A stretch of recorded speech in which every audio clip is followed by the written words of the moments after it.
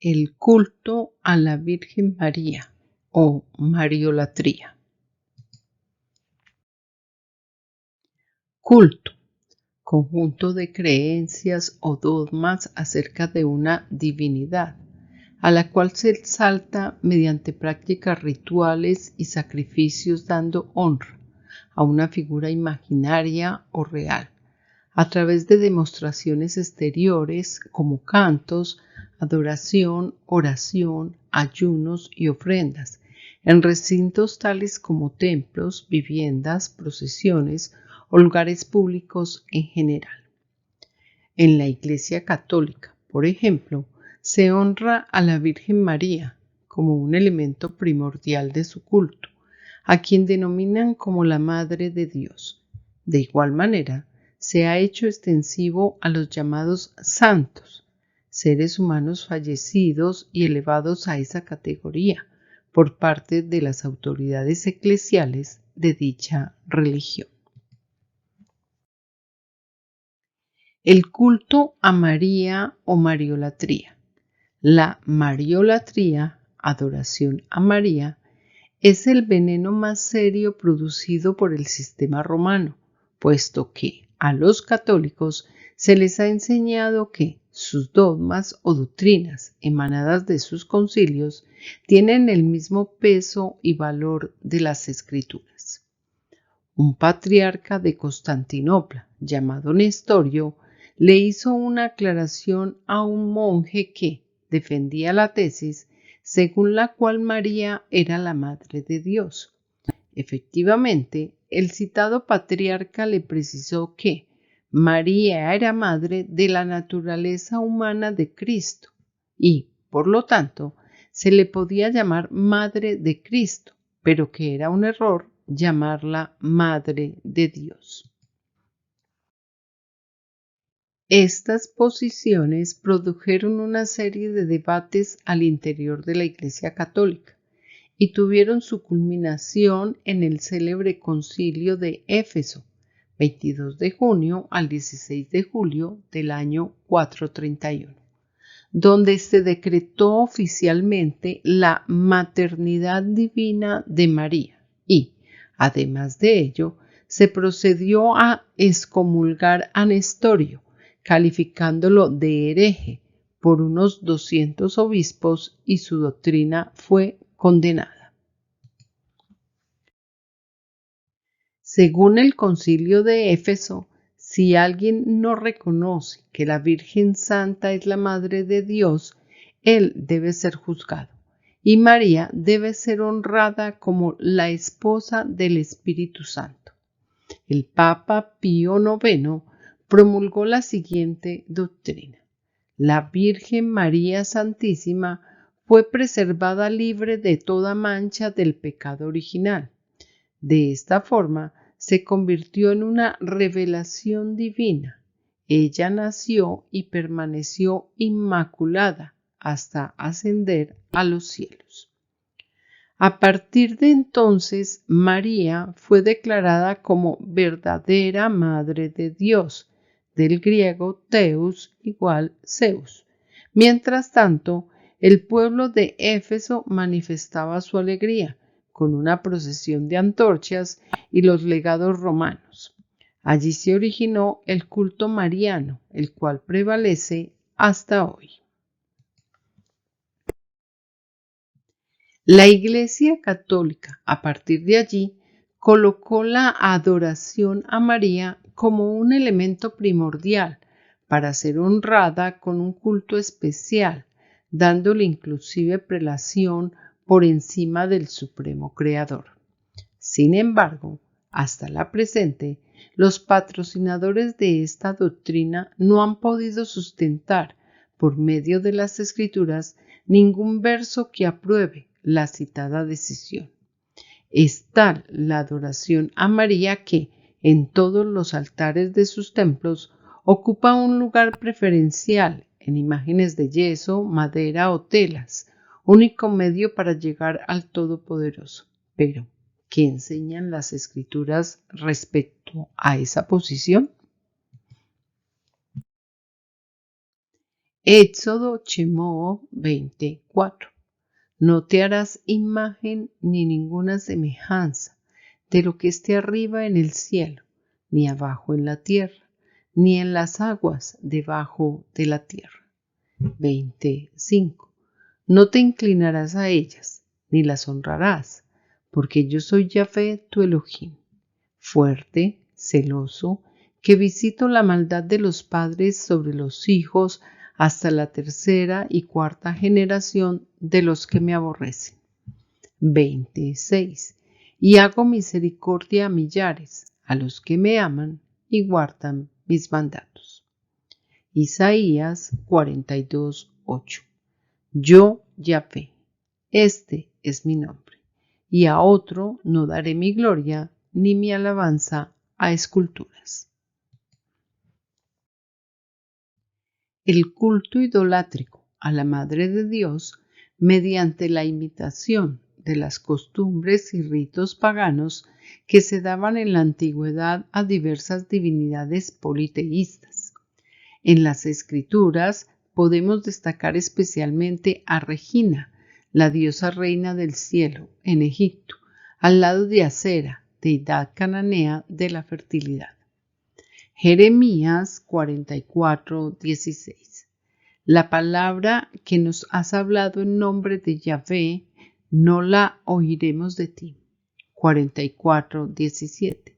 Sino que ciertamente pondremos por obra toda palabra que ha salido de nuestra boca para ofrecer incienso a la Reina del Cielo, derramándole libaciones, como hemos hecho nosotros y nuestros padres, nuestros reyes y nuestros príncipes, en las ciudades de Judá y en las plazas de Jerusalén.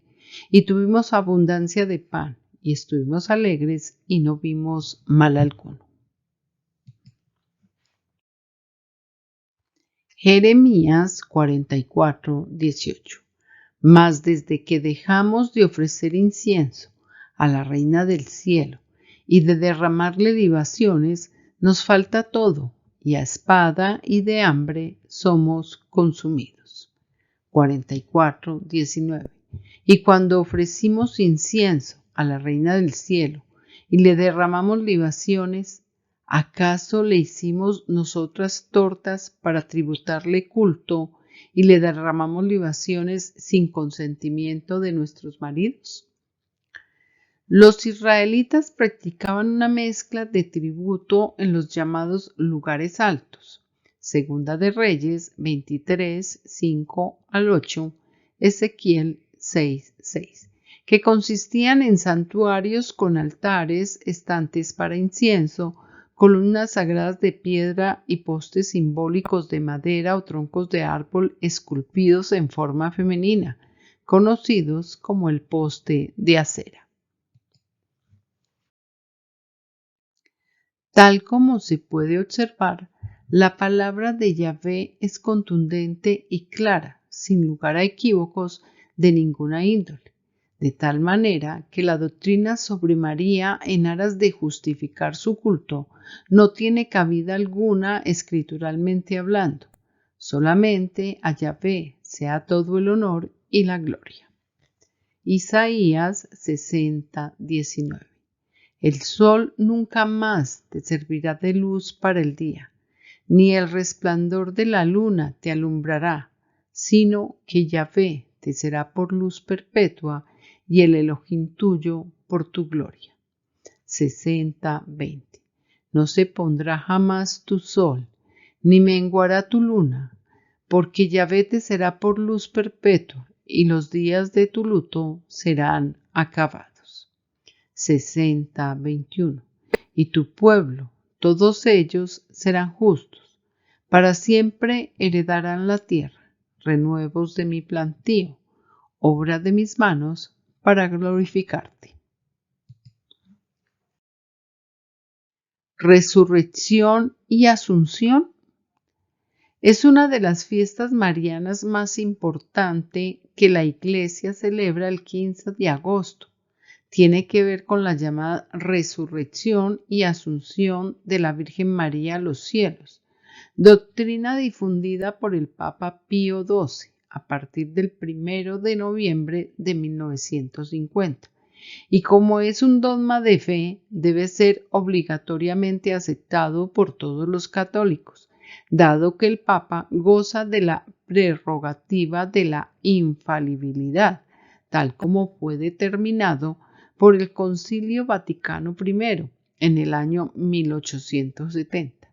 Según el citado jerarca, la Inmaculada Madre de Dios, siempre Virgen María, cumplido el curso de su vida terrestre, fue asunta en cuerpo y alma a la gloria celestial. ¿Cómo fundamentan esa doctrina? Existe una tradición según la cual el arcángel Gabriel le anunció a María que su hijo vendría a buscarla después de 3 días y que él mismo había avisado a los apóstoles, los cuales se reunieron en Jerusalén para despedirse de María, que había sido enterrada junto a las tumbas de sus padres y de José en Getsemaní.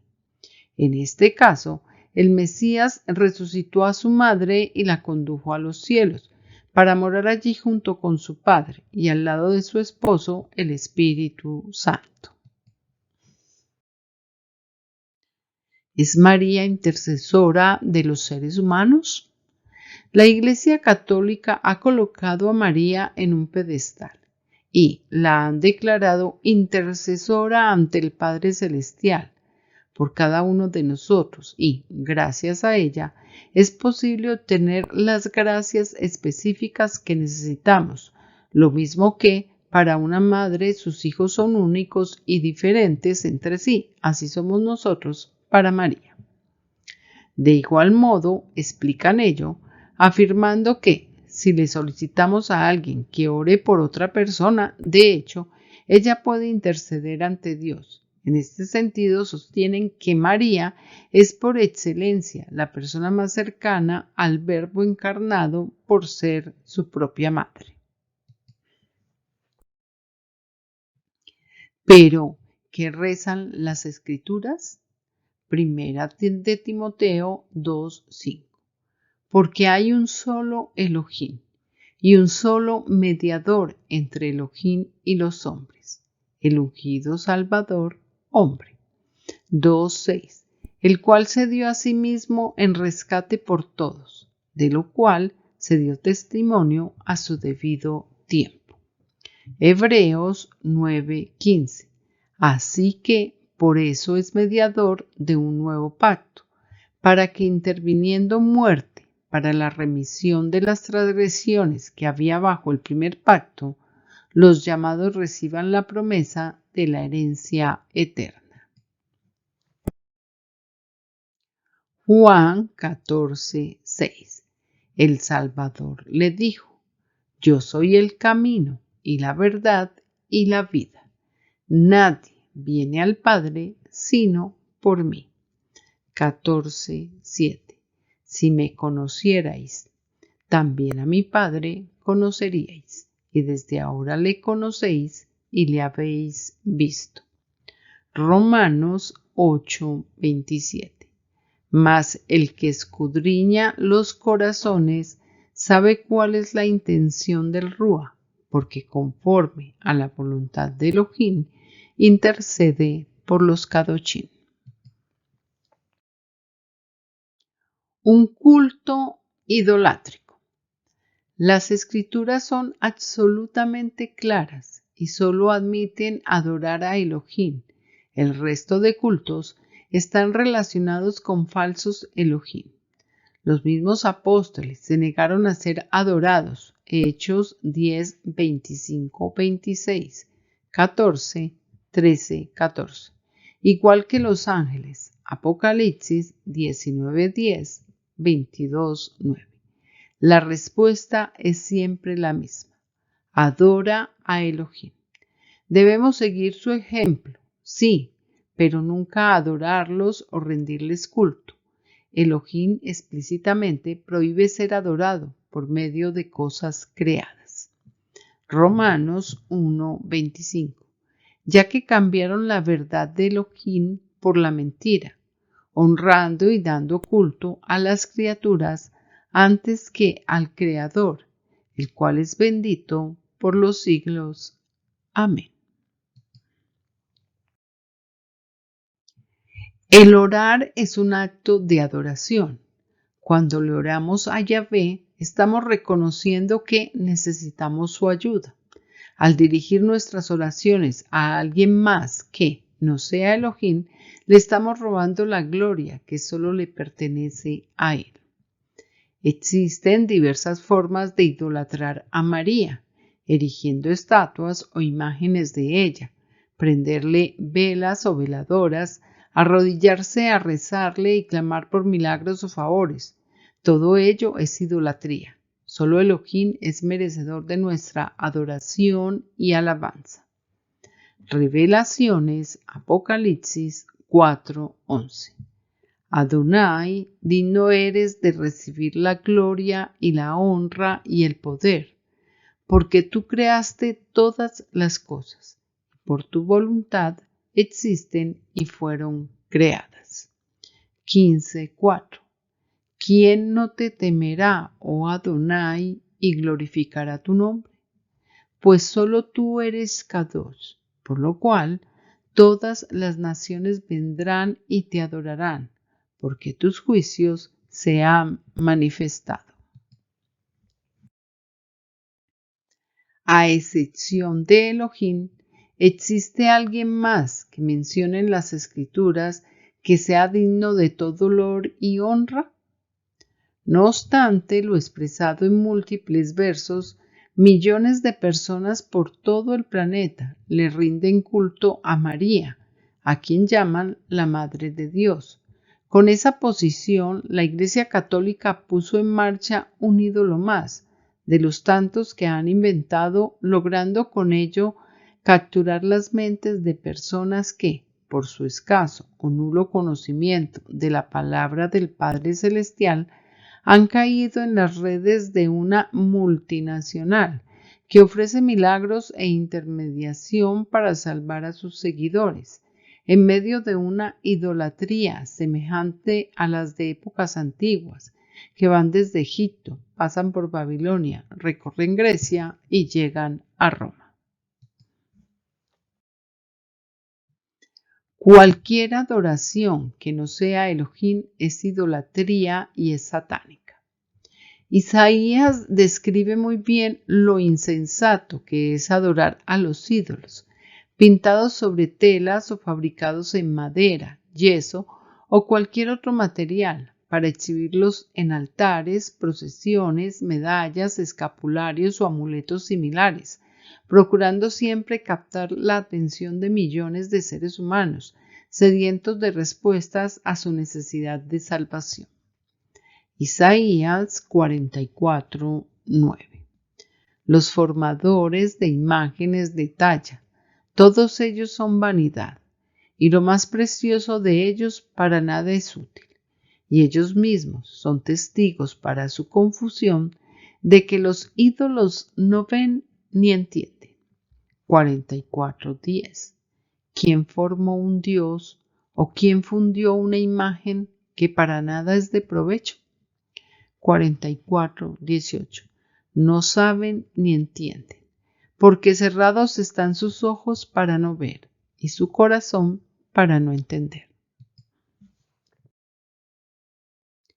La Iglesia Católico Romana adora de hecho a María, la Madre de Dios, a quien le llaman Reina de Misericordia, Reina del Cielo, que intercede ante el Rey, al que dio a luz.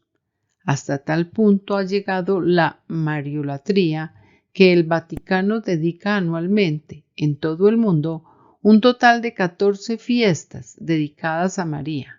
Se la recuerda todos los sábados y se le dedica todo el mes de mayo.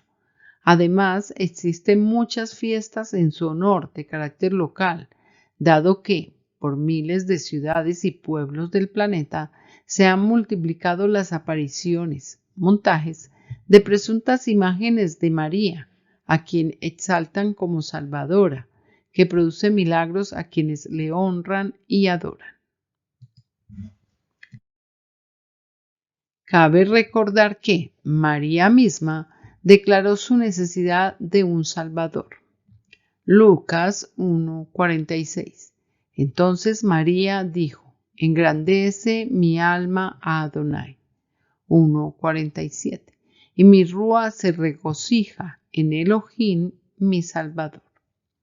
Llamar a María Madre de Dios resulta ser un absurdo, puesto que Elohim es rúa, y lo que enseñan las Escrituras con respecto al nacimiento del Salvador es una parábola que ha sido utilizada por la Iglesia Católica para engañar incautos y aprovechar la inocencia de muchos de sus seguidores.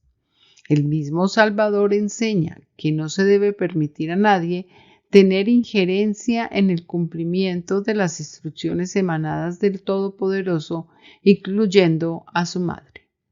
María intentó hacerlo 3 veces, pero en ese mismo número de ocasiones el Salvador se lo impidió.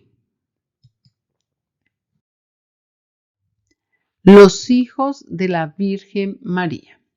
El ungido Salvador no fue el único hijo engendrado por la Virgen María. Las Escrituras hacen mención de los otros hermanos que él tuvo. Mateo 12:46. Mientras él aún hablaba a la gente, he aquí su madre y sus hermanos estaban afuera y le querían hablar. 12:47. Y le dijo uno: he aquí tu madre y tus hermanos están afuera y te quieren hablar. 12:48. Respondiendo él al que le decía esto, dijo: ¿quién es mi madre y quiénes son mis hermanos? Mateo 12:49. Y extendiendo su mano hacia sus discípulos, dijo: he aquí mi madre y mis hermanos. 12:50. Porque todo aquel que hace la voluntad de mi Padre que está en los cielos, ese es mi hermano y hermana y madre. Este pasaje muestra a las claras cómo, desde ese tiempo, el Salvador hacía diferencia entre la familia que procede de la carne, vía carnal, y aquella que obedece y se guía por la palabra de Elohim. Tanto el Evangelio más antiguo, el de Marcos, como Mateo lo dicen explícitamente y dan sus nombres: Santiago, José, Judas y Simón. También tuvo un indeterminado número de hermanas, como mínimo 2, que no se identifican, aunque por tradición se les llama María y Salomé. Mateo 13:55. ¿No es este el hijo del carpintero? ¿No se llama su madre María y sus hermanos Jacobo, José, Simón y Judas? 13:56. ¿No están todas sus hermanas con nosotros? ¿De dónde, pues, tiene éste todas estas cosas? Todos ellos acompañaron al Salvador junto con María a la ciudad de Capernaum al inicio de su ministerio. Juan 2:12. Después de esto descendieron a Capernaum, él, su madre, sus hermanos y sus discípulos, y estuvieron allí no muchos días. Sin embargo, debemos subrayar que ellos no manifestaron tener fe emuná en él solamente hasta después de su muerte. Juan 7:4. Porque ninguno que procura darse a conocer hace algo en secreto. Si estas cosas haces, manifiéstate al mundo. 7:5. Porque ni aun sus hermanos creían en él. Uno de ellos, Jacobo, más adelante se distinguió como un dirigente de la iglesia en Jerusalén y es el autor de la epístola que lleva su nombre. Esto narra Shaul, Pablo. Gálatas 1:18. Después, pasados 3 años, subí a Jerusalén para ver a Pedro y permanecí con él 15 días. 1:19. Pero no vi a ningún otro de los apóstoles, sino a Jacobo, el hermano del Salvador. Todo loor y toda honra sean para Yahvé. Shalom ubrajá, voz de chofar.